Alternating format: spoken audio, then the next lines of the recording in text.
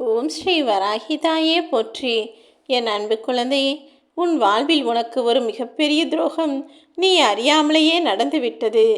ஆனால் அதற்கு காரணமான அந்த பெண் யார் என்பதை கூடிய விரைவில் உன் கண்களில் நான் காட்டத்தான் போகிறேன். இப்போதும் நீ அவளை பற்றி நன்கு அறிந்தவளாகத்தான் இருக்கிறாய்.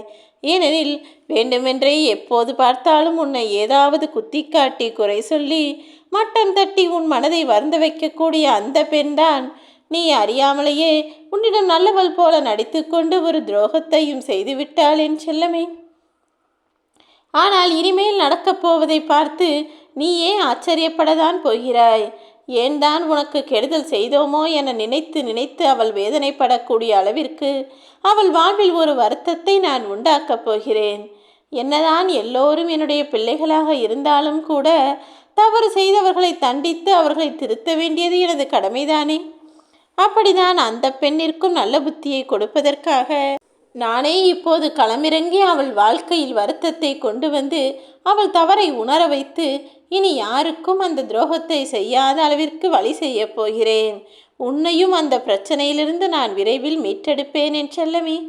உனக்கு என்னதான் துரோகம் நடந்தாலும் இதற்கு மேலும் நீ கஷ்டப்படும்படி உன்னை நான் விட்டுவிட மாட்டேன். எந்த துன்பமும் உன்னை தீண்டாத அளவிற்கு நான் பாதுகாத்து கொண்டிருந்தாலுமே கூட நீ அவளை முழுமையாக நம்பியதாலும் நம்முடைய சொந்தம்தான் என உன்னுடைய அன்பையும் பாசத்தையும் காட்டியதாலும் தான் அவள் இவ்வளவு சுலபமாக உனக்கு கஷ்டத்தை ஏற்படுத்தி விட்டாள். ஆனால் இனிமேலும் நான் பொறுக்க மாட்டேன் என் செல்லமே. யார் தவறு செய்தார்கள் என்பதை உன் கண் முன்னால் காட்டுவதோடு நிறுத்திவிடாமல் அவர்கள் செய்த தவறுக்கு அவர்களே பிராயச்சித்தம் தேடி உன்னிடம் வந்து மன்னிப்பு கேட்கும்படி ஒரு சூழ்நிலையை நான் உருவாக்கத்தான் போகிறேன். உன்னை தூசி என நினைப்பவர்களுக்கு இப்போது நீயே தூசியாக மாறப்போகிறாய். புரியவில்லையா? உன்னை அலட்சியமாய் தூசி போல நினைத்த அந்த பெண்ணிற்கு அவள் கண்ணில் பட்ட தூசியாய் உன்னை உறுத்த வைக்கப் போகிறேன்.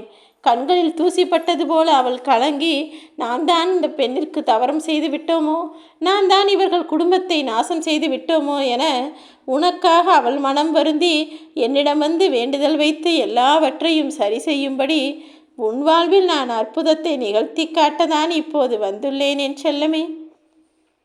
உனக்கு உரிமை உள்ளவர்களிடம் நீ உரிமையாய் கேள்வி கேட்கிறாய். ஆனால் அதை கூட ஒரு சிலர் சண்டையாக புரிந்து கொள்வதால் தானே உன் குடும்பத்தில் பிரச்சனைகள் வந்து அமைதி தள்ளாடுகிறது. எனக்கு புரிகிறது உன்னுடைய அன்பும் அனுசரணையும் உன்னுடைய கவனிப்பும் அக்கறையும். ஆனால் நீ உரிமையாக கேட்பதை அந்த உறவு புரிந்து கொள்ளவில்லையே. அவருக்கு தேவையான புத்திமதியையும் நான் கொடுக்கிறேன். நீ கவலைப்படாதே.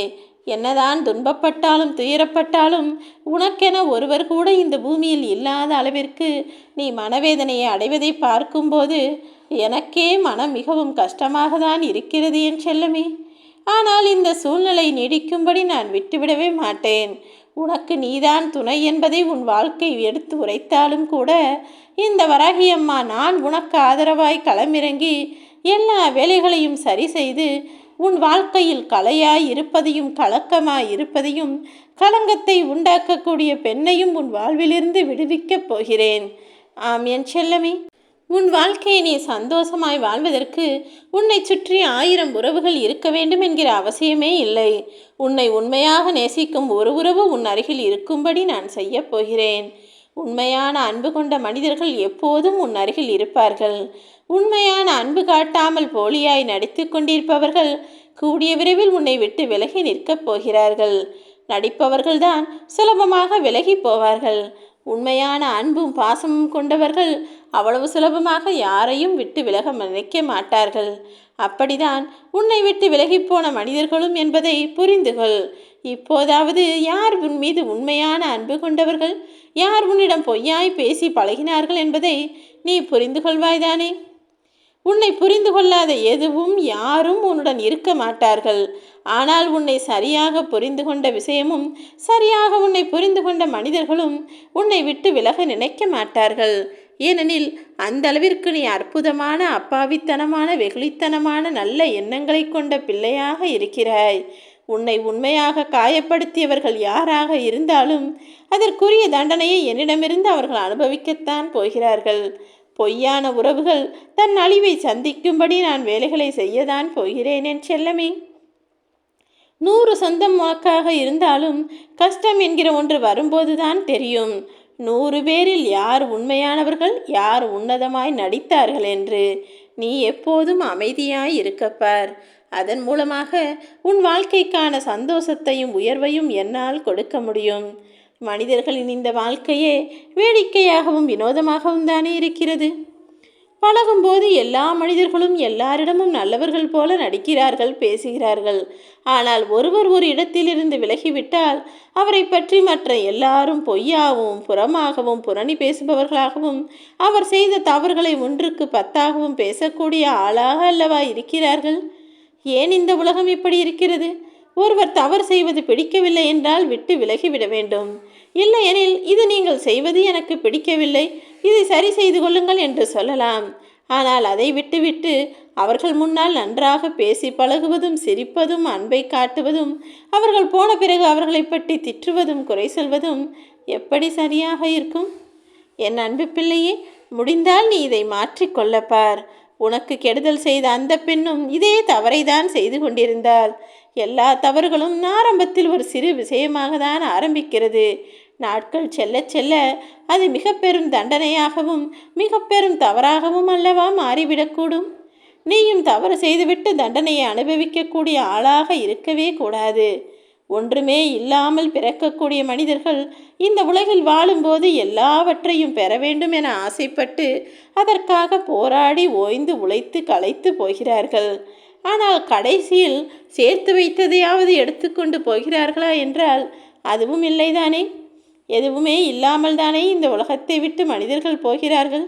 இடைப்பட்ட இந்த காலத்திற்காகவா இவ்வளவு போராடி இவ்வளவு கஷ்டப்பட்டு இவ்வளவு மனவேதனையோடு வாழ்க்கையை எதிர்கொள்ள வேண்டும்?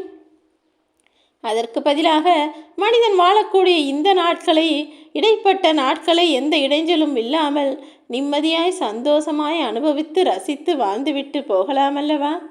நீ ஒருபோதும் வாக்குவாதத்தால் ஜெயித்து விடலாம் என யோசிக்காதே. மற்றவர்களிடம் புன்னகையாய் பேசி அதன் மூலமாய் சமாளித்து சரி கட்டி ஜெயிக்க பழகு.